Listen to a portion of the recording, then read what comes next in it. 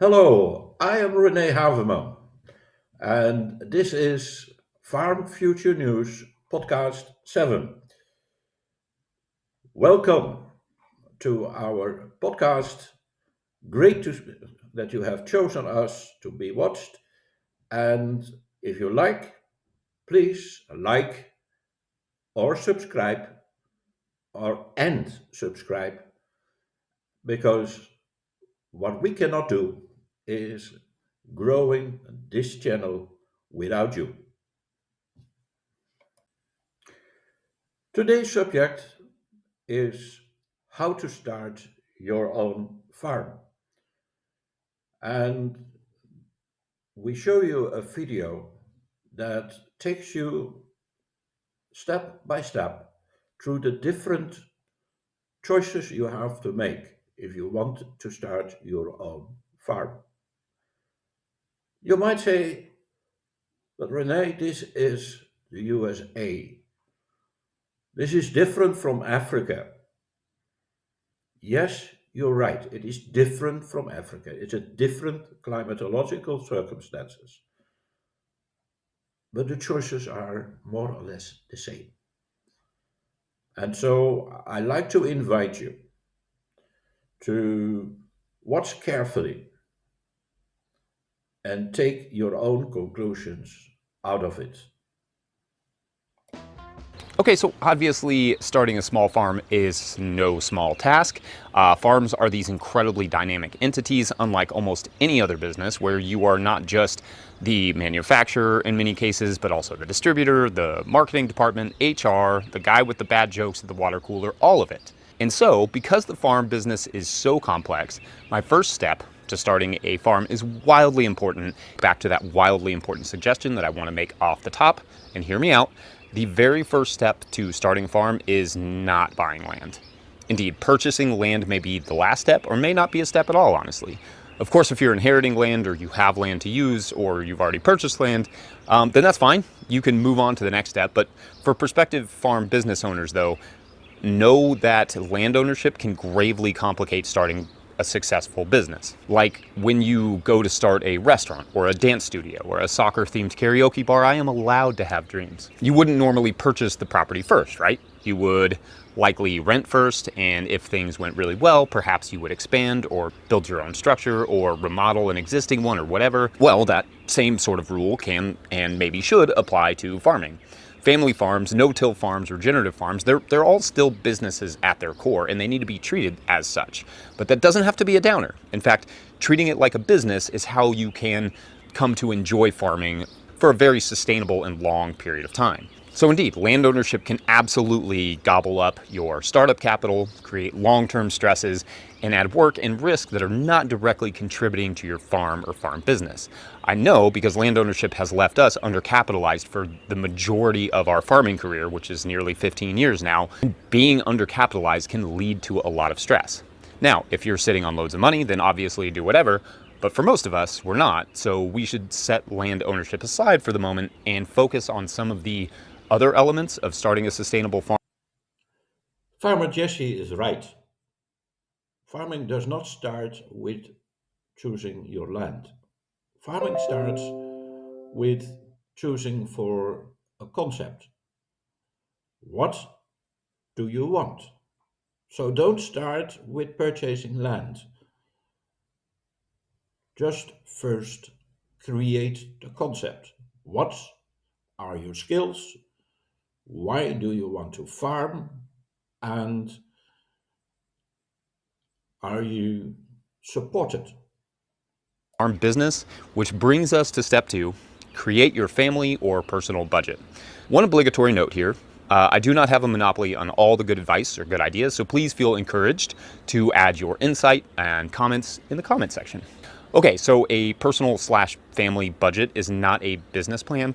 That comes a little bit later. Before you do anything for the farm business, if you don't already, you need to know exactly how much you need to earn month to month and year to year to safely and stress-freely, if that's a word, survive.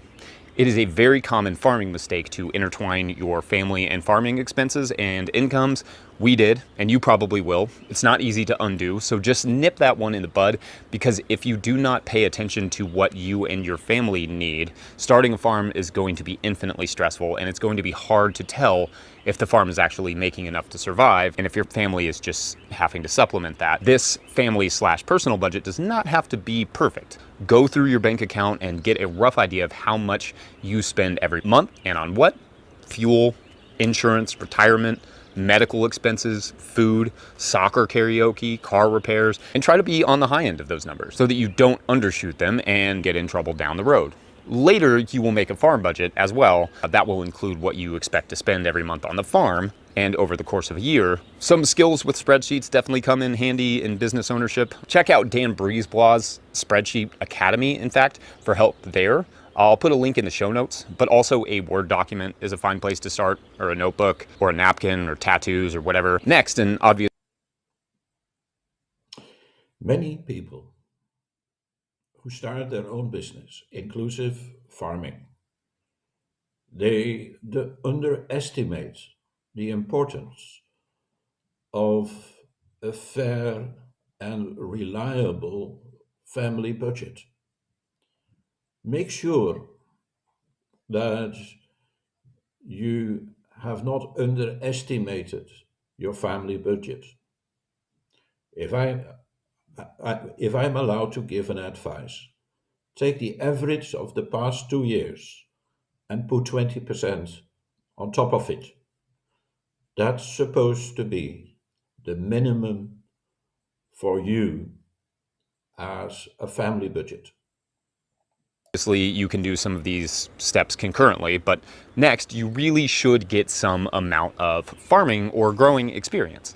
That could be growing food in your backyard, or raising hens, or growing microgreens or mushrooms, legal ones, in your closet, or it could be volunteering or full-time working on a farm, or all of the above. I did 2 years apprenticing on a very diversified farm with gardens and rotational grazing and hens with the woman who would later be my wife before starting a farm, and even that felt like not quite enough experience. Hannah and I always tell people we wished we'd worked on at least one more farm before venturing off on our own, just so we had more experience with things like irrigation, for instance, because our mentors were dry farmers, so that's all we knew. We also wish we'd spent more time learning about the business side of farming and high tunnel production and working in permanent raised beds instead of row cropping. Farming is a complicated enterprise, so there's a lot to know. I will say, though, that when I started farming was before YouTube had really taken off and there were no farm courses. There was basically just the New Organic Grower and a couple forums and blogs, and that was basically it. So those relatively new resources, including the Living Soil Handbook, will help to supplement your experience, but experience itself is still profoundly helpful. Like, I can tell you how to grow carrots, like in this video, but the nuances require actually growing them. Now, that said, not everyone can stop what they're doing and work on a farm for 10 or 2 or 5 years or whatever to gain the level of experience that would really help start a farm right. I get that, and honestly, I've seen a handful of farms start with little to no experience and do fine. Now, I've likewise seen a lot more fail too, because farming is complicated, like I said, so I recommend banking on the experience rather than winging it.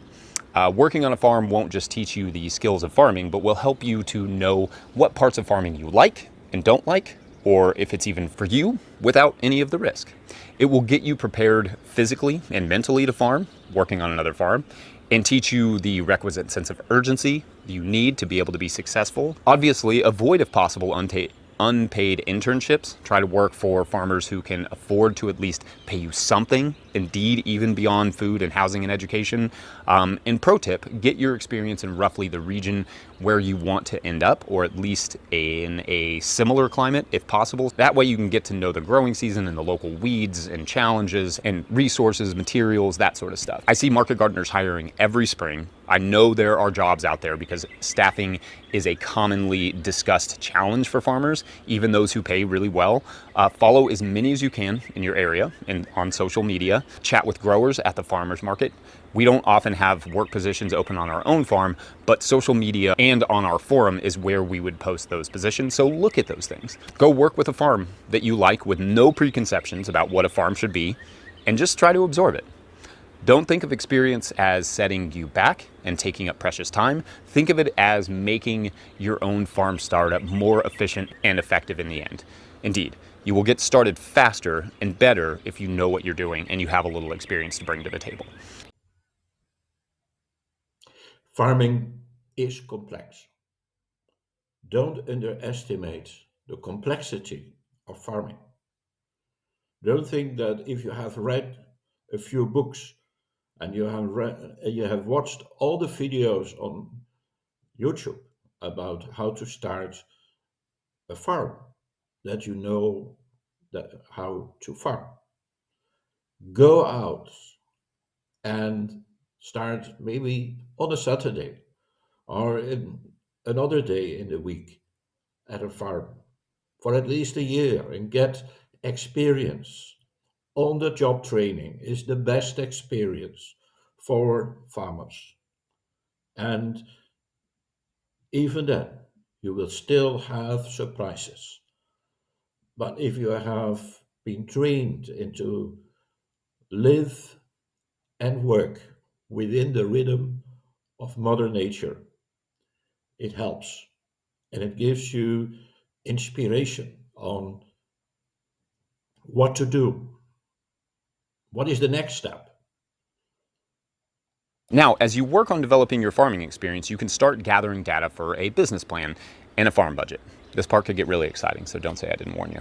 The budget and the business plan do not have to be separate things, but I think of the business plan as what the farm hopes to achieve financially and how the farm is going to achieve those goals and by when. Alternatively, the farm budget is nitty-gritty expense projections which outline how much the farm needs to earn. Again, there are 1,000 ways to start a business. This is just my approach and a little of what I'd wish I'd known when we started. For the farm budget, the basic idea here is that, like your family budget, you want to get the best numbers you can for what it will cost you to run a farm for the first year and then for an average year. This assumes, of course, you know what kind of farming you want to embark on, but in the build-up phase, which can take anywhere from 1 to 10 years, depending on your startup capital and experience and what kind of farm you're trying to start, don't expect to get the budget fully right. You have to work on it every year. Just be as thorough as you can in estimating these numbers. Now, for the business plan, there are plenty of templates online, and some get into extreme detail, which is great, but unless you're going to be using this plan to apply for a loan or a grant, the first draft of the business plan is just for you. It's goal setting. It's to see what you hope to do written out. The business plan does not have to be an intense document. In fact, I suggest 1 page max to start. Even something like this, though these numbers are somewhat arbitrary. And that's a good start. That's good enough to see if what you want to do will cover your farm budget and what percentage of it will cover your family budget as well. Do the numbers work? They may not, which is fine at first. You may just have to increase income, i.e. production or prices or services or whatever, more than you expected, or maybe raise some additional startup capital or expect to find some supplemental farming. I want to add something to Farmer Jesse. Part of every good idea and business concept is scenario development. Make always sure that you have anticipated stress. Not stress just by yourself, but stress by the circumstances of nature, of market, of family. And make sure that you have already a contingency plan in place, that you have thought about it, that you have alternatives, that you have already something in your toolbox to work with non-predictable circumstances. Income just as you build, which brings us to the next step. Create a startup budget and raise some dang startup capital. So you will need to get a list together of everything you need to start a farm. Earlier this year, I started a real cost of starting a farm thread at the No-Till Growers Forum that I will link in the show notes so that I will not bore you with every detail here, but essentially you need to get a rough idea of what materials and startup expenses you will need to get started, and then that will give you an idea of the startup costs. I recommend starting simple. You don't need to get the fanciest tools that are out there. Get to know your soil first and your markets before investing in the fancy tools, because they may not end up helping you, but rather just locking up some capital that you could use for something else. A loan is one way to get capital, and you can explore the USDA/FSA loans by reaching out to your local extension agent here in the US versus banks and the various ag lenders. Another is just saving a little and starting the farm slowly while maintaining steady work. I like this option of keeping a side gig because although it's obviously going to be a lot of work in the short term, that reliable income takes the pressure off of having to produce a lot right from the jump. And then perhaps you can have a year or so to build infrastructure and get your gardens or fencing or whatever in shape, perhaps just on your weekends. There is absolutely no shame in having outside income, especially to start. But if you want to carry that on for even longer and take some pressure off of your farm, that's also fine. The stigma around outside income needs to just die. As long as you're happy and not overworked and your family is happy and healthy, then the farm business does not have to be the only thing that you do. It can be, absolutely, but diversified income streams are security, and maybe you can get that all from your farm, but do what will offer you the life you want and the security that you need. Maybe that outside income is something totally different and fulfilling that balances your farming, like writing and videography is for me. Conversely, that other work can be in carpentry or plumbing or as an electricianing. So some other trade that will help inform your farming. That's awesome too. I mean, even waiting tables or cooking at a local restaurant to get to know the chefs and how they use the food could be helpful to the farm business overall. You know, maybe start selling that place some microgreens, legal ones or whatever, and start building up your product offerings from there. Whatever your side gig, it doesn't have to be something that takes away from your farm startup. It can just as easily assist in your farm startup. Raising capital is not just purely sec for your farm. It is for your family income and in order to have the capacity to generate income from your farm. So working outside is part of raising money. And you can do that as long as you want, but also as long as the farm does not generate sufficient for the growth of your farm and your family income. Maybe literally, but also maybe just mentally. Okay, one step in all of this that I think is much easier to explore in the beginning stages than in the middle of running a farm is farm collaborations. Are there other people in the area looking to start a farm as well who you can team up with and share the risk? Having multiple people with vested interests could greatly reduce your financial burden and stress load so long as everything is contractually and clearly outlined, of course. It is very common for businesses to have multiple partners, and I don't see any reason why farming should be any different. Just make sure the details are hammered out about the business structure and how it would be dissolved in case of needing to dissolve it and all of that stuff, and you just do that with a lawyer. But having multiple people involved could reduce your own capital burden while gaining other people who are willing to work hard and make the farm happen. The best employees are always those with a sense of propriety. Having partners who have literal propriety is certainly the ideal version of that, so long as everyone is on the same page and good communication is worked on and maintained. The different models for collaborations are beyond the scope of this particular video, but Collaboration is a great point from Farmer Jesse. Why would you buy a tractor with a capacity of 40 hectares and you yourself have only 5 hectares? So 35 hectares is underutilized. Work together with colleague farmers to purchase certain products, certain machines, or to sell your product to the market. There are many forms of cooperation and collaboration, and explore it. Don't be a complete island on yourself. work together with other farmers in order to strengthen your position both in the purchase side as in the selling side. Create cooperation. Check out our collaborative farming podcast with host Jackson Roulette for more on that.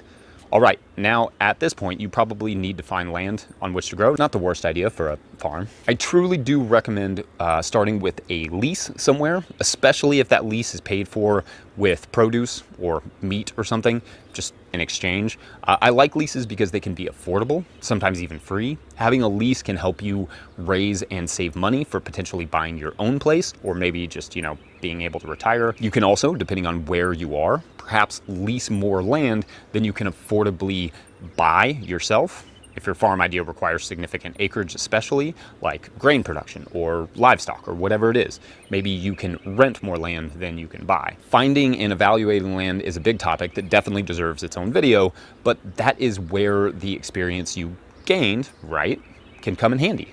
No matter the situation you land on, I punt, didn't I? I didn't mean to do that. Whatever situation that you find yourself in, just make sure you are protected contractually. Yes, even if it's family land, maybe especially if it's family land, make sure that all parties involved understand with excruciating detail what the plan is, what it's going to look like, and that the landowner cannot just kick you off. They need to understand that. Protect yourself. Mulch is the armor of the soil, and contracts are the armor of the farm business. And yes, you very well may end up improving soil that you can't one day own. And that's a bummer, sure. But the thing is, even rough soil, like what I'm working on here on our new farm, only takes a couple to a few seasons to get pumping again with proper management. So don't fixate too much on that factor. Take a lease with no option to buy as an opportunity to learn how to build soil fast and well, or maybe you live off-site and you can set up a nice home garden with perennials and such at a small home site, then treat your leased farmland like, well-loved but not permanent farmland. Now, finally, it is about land. Land is, of course, a crucial factor in the success of your farm operation. So don't go into easy approach. Always take all the necessary information. Make sure you do soil testing. Make sure you have studied the water infrastructure. Are there floods in the area? Is it higher? Can you get water for irrigation? What if I want to do livestock? How to manage manure? All these questions, answer them before you go into bind yourself on land. First, make sure that the preconditions of production, which is land in many cases, are met good farming standards. And then go ahead. Don't be afraid. It is better to try as to have your entire life the question, what if I had done this? Do it. Try to do it. And make sure that every step you make, you can convince your wife, your spouse, that it was a good step and that you had thought about the consequences and that you had plans in place for situations that you had not calculated yet. Be successful in your farming and ask questions to the people who have experience and who have knowledge. We are at the end of this podcast, and I want to thank you for that you have watched this video. Please, if you have questions, let us know. And if you like it, please like it and subscribe to this channel. Thank you very much. See you next week.